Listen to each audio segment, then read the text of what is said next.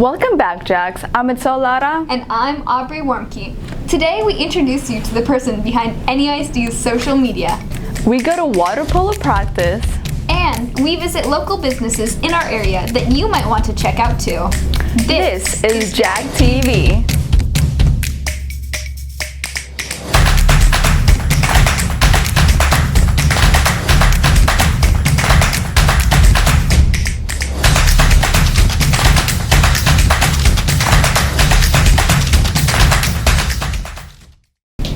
The NEIC district has a Facebook and a Twitter, and now has a TikTok. Joseph spoke with the man behind it all. I came over to Northeast and did social media and writing stories, covering events as a PR specialist. And then our district was the first district in Bexar County that said, we need someone that just does social media because it's that important. While you may not think much of what you scroll past on the district's Twitter or Instagram, Scott Chidgey certainly does. Because over the past several years, social media has become his career. Each story has to hit one of those pillars. And if it doesn't, then it really shouldn't be on there. And we did a lot of research to find out what those pillars were, what our community wanted. And one of them, for example, is nurturing. So if we can find a story of where a teacher, it's a nurturing lesson or environment or something like that, that's on a pillar, that's going to be a story. Before working with the district, Chidgey did marketing for companies including HEB and the San Antonio Zoo, and got his start working on social media while living in the Czech Republic. It's called Freedom Thinkers. It was featuring photographers from all around the world, and I have some of their artwork in my home. March 2020 was when the online landscape changed for Chidgey, however, as social media became more essential for the district by the minute. First, we had to send out a letter saying, we're going to shut down for a couple days and everything will be fixed and we'll be back, right? Well, we know that's not what happened. In one day, we had over 500 questions come in that I had to answer. This hasn't taken up all of Chidgey's time, however. He has also begun increasing the district's presence on TikTok. Facebook, we connect with parents. Instagram is one of those unique places where we have parents and students watching us and following us, and so that content has to be a little bit different. And then TikTok is for the students. If they're on there, they're for their own entertainment and fun videos. From Studio A128, this is Joseph Sweeney. The social media terms of service can be found on the district's website. For the first time since the pandemic, Spanish teacher Senora Henderson is bringing back one of her favorite traditions, her annual Spanish tea party. Lily tells us more. Senora Henderson's Spanish tea parties have been around for as long as she's been teaching. So I started it when I started teaching AP Spanish probably about 15 years ago when I taught in California. Her event is catered towards Spanish speakers who can give students a real opportunity to practice the language. I invite community members and teachers, people who work at the school who speak Spanish. Students plan the event, and hosting with food helps create a more casual event. And the students host them at their tables. So the students decide what kind of refreshments they want to serve. They come up with questions that they're going to talk about. And of course, this event had been on pause like most other things, so everyone is looking forward to gathering together once again.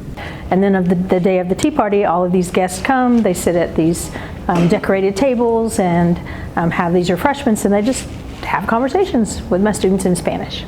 For Jag TV, this is Lily Adams. If you received an email about this event, Senora Henderson's tea party will be in the NPR room April 27th. Created by a New York Times best-selling author and located in the Alamo Heights area, we checked out Nowhere Bookshop.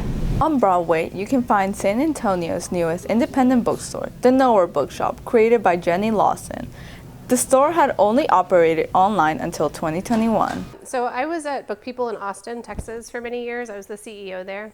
And during my time there, I got to meet Jenny Lawson, who is the owner of the bookstore. She's also a New York Times bestselling author.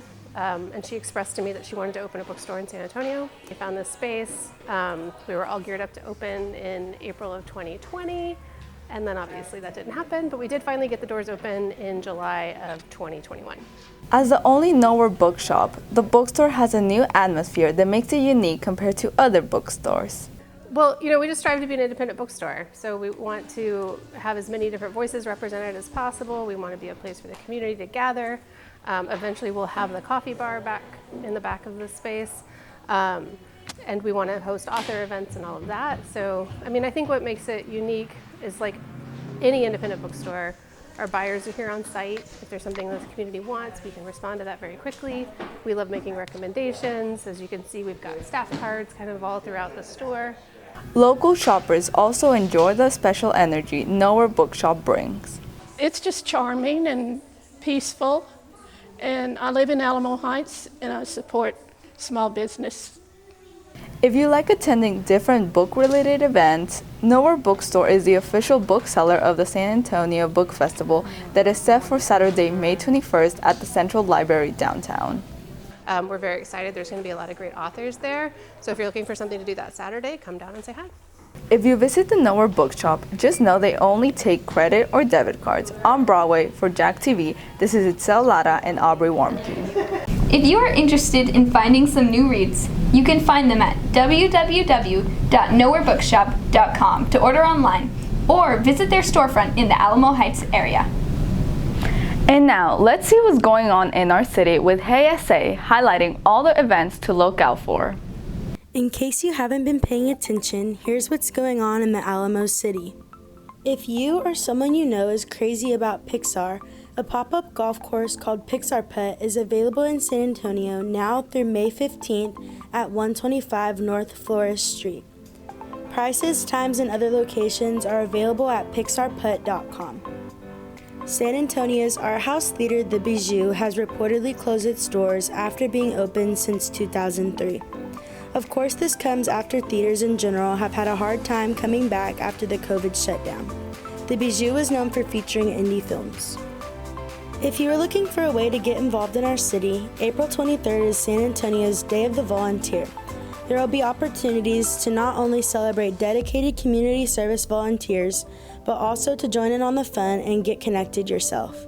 You can find more information about this event by going to visitsanantonio.com. Since we've officially blossomed into spring, it's time to head over to the Botanical Garden. April 24th, the San Antonio Botanical Garden will be hosting a seasonal plant event. The prices vary from $13 to $15, and the event will be hosted at 10 to 11:30 a.m.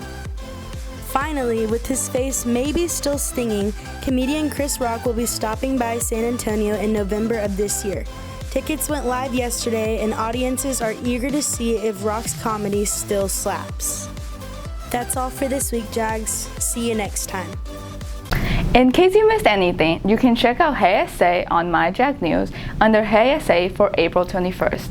Now, here's Brian and Sophia with Jag Sports. What's up, Jags? This week on Jag Sports, we got results from the fields to the courts and water polo. This is Jag Sports.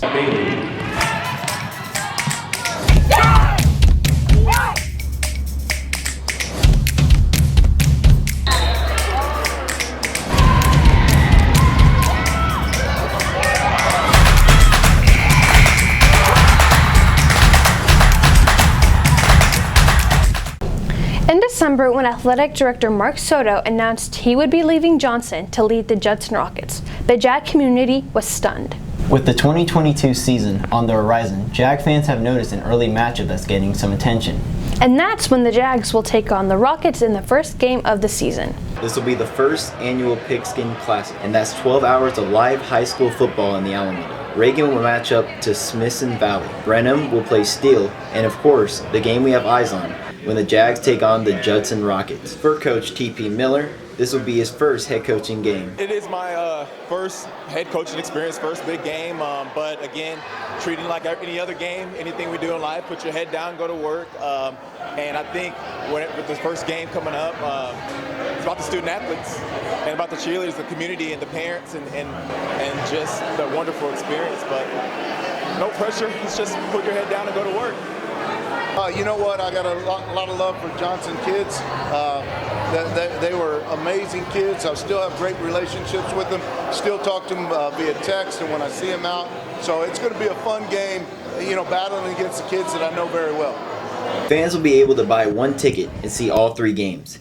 And there will be food trucks. Proceeds will go to Gridiron Heroes and back to the schools. On Tuesday, the Jags took on the Rattlers at the NASD Sports Park. The Jags have already met the Rattlers once this season with a disappointing loss 14-5. As a result, winning 5-1.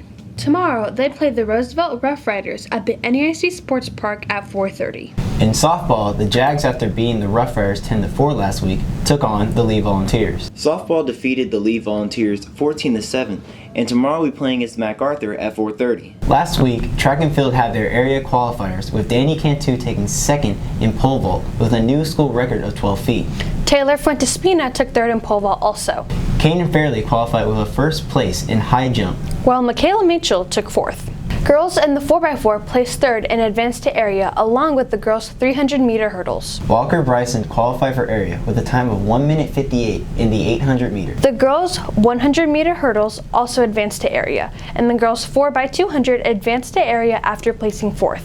In the 300-meter hurdles, Michaela Mitchell and Cameron Simpson advanced to area. And finally, Tate Underwood set 2 district records and a school record with a 9:18.52 in the 3200 meter and the 1600 meter. These athletes competed at area yesterday and will advance to the regionals next week. Also in track news, Caden Fairley has announced his commitment to Abilene Christian University, where he will compete in track. And senior wrestler Troy Guerra just announced his commitment to University of Buffalo. Lucas Bellows, Jennifer Lee, and Kimberly Duncan all played at the regional tennis tournament, where Kimberly Duncan placed second overall. The swim program could see water polo on the schedule in the fall. Here's more from the pool. Last year, the aquatics program started playing water polo as a club sport, but now the district could be introducing water polo as a UIL sport. Decided that they would start club polo. We started last spring with kind of like an introductory program, and we've considered it still an introductory program, kind of ramping up and getting ready to play polo. We were going to be set to play UIL polo in the fall, and the district has kind of backed off from that. They want to see how everybody else does their UIL polo, and then kind of usher it in according to what they think is best to fit in with all the other programs here. For the athletes, water polo is a fun combination of basketball and swimming. So water polo compared to swimming is a lot more fun. You know, when you're swimming, you're looking at a black line for like 2 hours. But with water polo, it's basically like playing basketball with your friends. So that's what really drew me to the game. It's so much fun to play, you know, just like scoring a goal is like one of the best things ever. And so that's why I really love water polo. It's in the water and I enjoy that. Plus, I used to play basketball, so it's kind of just like the best of both worlds. It's a combination. And while it might look easy, water polo is actually very tough. It's the same intensity and movement that you would see possibly like in a soccer game, but you're putting it in the water. And what you see going on the surface, as far as ball movement, positioning for the players, there's a lot more, 3-4 times more action going on underneath. All right, to get that body position, you got to have the support and the core. You got to get leg movement. There's a lot going on in polo. I think it's really difficult because not many people play it, and it's not really a known sport. The constant work that you have to do, treading water, shooting, focusing on what's going on. There's a lot of subs because you get tired really quick. That's what makes it really difficult compared to other sports, I think. Honestly, just the water part, you know, you're in water, so you're treading water the entire game and you're swimming back and forth. And it might not look like a lot, but it's definitely really tiring. And like, I've been swimming all my life and I still get exhausted every time I play the game. And tonight, it's finally the return of the annual Hoop It Up game, where our Special Olympians will be taking on the Pals. This year's theme is Martian Madness. Hoop It Up is in the main gym, and we'll be live streaming all the action here on Jag TV. That's all for this week, Jags. See you next time with more Jag action. The annual state-based art competition will be on April 30th at San Marcos High School. Yeah, so state VASE, we had regional VASE a couple of months ago, and regional VASE was basically this area of San Antonio. You had students competing across various San Antonio districts with their artwork, and if a student received the honor of a 4 and medal, they were judged for state VASE, and only a select few of students at every region get to go to state VASE. A very small portion of the 4s and the medalers were chosen to go to state VASE. And state VASE, every school around Texas gets together with their artwork. State VASE is going to be in San Marcos at the high school there, and it's going to be on April 30th, and it's an all-day affair. Congratulations to all these artists who advanced to the state level, and good luck on the upcoming competition. If you're looking to find something unique, San Antonio has an authentic Japanese store where you can find plenty of goods not found at your typical grocery store. Karen and Alejandra have more. The Monano Japanese grocery store has been providing a unique experience for its customers since 2005. When I first started, there were no Japanese groceries that I wanted to buy groceries from. So I said, why not make our own? The Monano grocery gained a lot of popularity during COVID, and although it was due to the rising need for rice, that isn't the only reason why customers kept coming back. Welcome to a little Japan in San Antonio. We recreate the atmosphere like you're in Japan. The minute you walk in, you're greeted with irashaimase, which means welcome. And when you part, you're greeted off by arigatou gozaimashita, which means thank you. We're really a friendly Asian store. On top of providing a friendly atmosphere for its customers, Monano offers a wide variety of Japanese goods and items. So of course we have groceries, but we have other items like skincare, cute stationeries, plushes, anime stuff, t-shirts, gifts, porcelain, tea sets. The Monano Japanese grocery is open Monday through Saturday from 10 a.m. to 7 p.m. and Sundays from 12 to 6 p.m. so customers can come and visit. To experience this whole ambiance, you know, like I said, you come in, you get greeted in Japanese. We're always blasting anime music or J-rock. You know, we're really one of a kind. For Jag TV, near the medical center, this is Karen Flores. Monano Japanese Grocery is located on Callahan Road and is open all week for people to come visit from 10 to 7. As the end of the school year is approaching for seniors, so is the annual game of Senior Assassin. Rain and Jaden spoke with a high-profile individual involved for more details.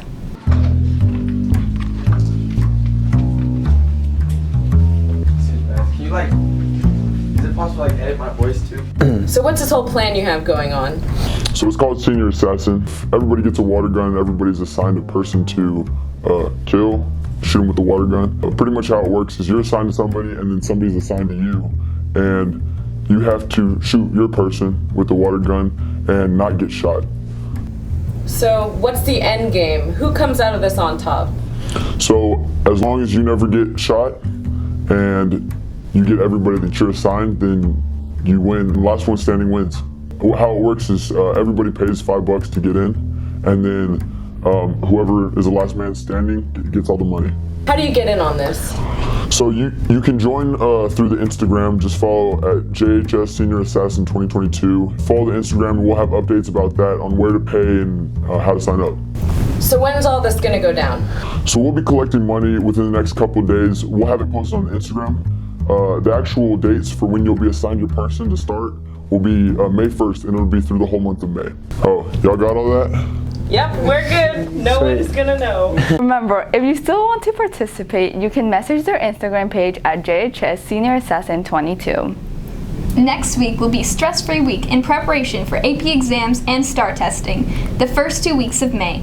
Freshmen will have the Biology STAR on May 3rd and the Algebra STAR on May 4th, with juniors taking the U.S. History STAR on May 5th. AP exams start on May 2nd and continue through May 13th. Seniors, now that it's almost May, there are many senior events that you need to remember.